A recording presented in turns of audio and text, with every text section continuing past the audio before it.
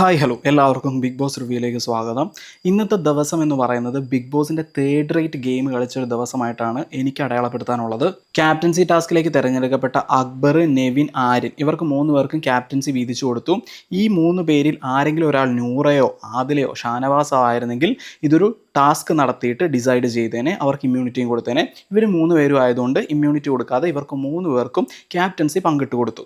ഒന്നാമത്തെ കാര്യം, ഇത് ഞാൻ പറയാനുള്ള റീസൺ ഇനി ഞാൻ പറയാൻ പോകുന്നതാണ്. കഴിഞ്ഞ ദിവസം ഷാനവാസിന് എവിടെന്നോ ഒരു സീക്രട്ട് ടാസ്ക് എടുത്തു കൊടുത്തു. അതെന്തിനു കൊടുത്തു?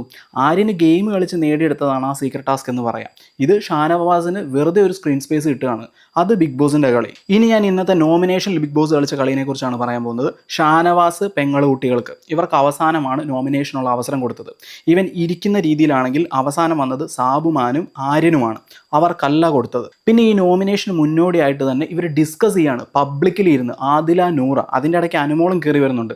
ഇതെന്താണ് ബിഗ് ബോസ് വിലക്കാത്തത്? ബാക്കി ആരും, അക്ബർ ആയിക്കോട്ടെ, നെവിൻ ആയിക്കോട്ടെ, ആര്യൻ ആയിക്കോട്ടെ, ഇതൊന്നും ഡിസ്കസ് ചെയ്യുന്നതേ കാണുന്നില്ലല്ലോ.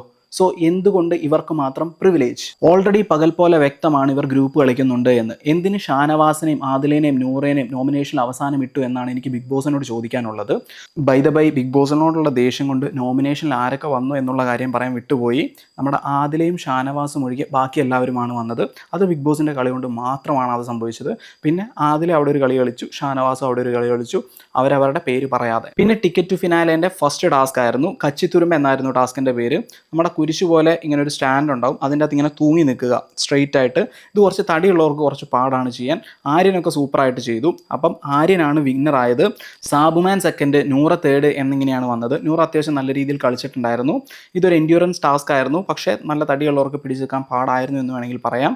പക്ഷേ സാബുമാൻ എങ്ങനെ ഔട്ടായി എന്ന് എനിക്ക് മനസ്സിലായില്ല. നിങ്ങൾക്ക് മനസ്സിലായിട്ടില്ലെങ്കിൽ കമൻറ്റ് ബോക്സിൽ രേഖപ്പെടുത്തുമെന്ന് കരുതുന്നു. സോ ഇന്നത്തെ വൃത്തികെട്ട ബിഗ് ബോസിൻ്റെ കളിയെക്കുറിച്ച് ഞാൻ പറഞ്ഞത് നിങ്ങൾക്ക് മനസ്സിലായി എന്ന് കരുതുന്നു. നിങ്ങൾക്ക് എന്തെങ്കിലും എതിരഭിപ്രായം ഉണ്ടെങ്കിൽ കമൻറ്റ് ബോക്സിൽ രേഖപ്പെടുത്തുക. സോ ഇത്രയും കാര്യങ്ങളാണ് മെയിനായിട്ട് ഇന്ന് സംഭവിച്ചത്. Thank you for watching. നിങ്ങൾക്ക് ഈ വീഡിയോ ഇഷ്ടപ്പെട്ടിട്ടുണ്ടെങ്കിൽ സബ്സ്ക്രൈബ് ചെയ്യുമെന്ന് കരുതുന്നു. Bye bye.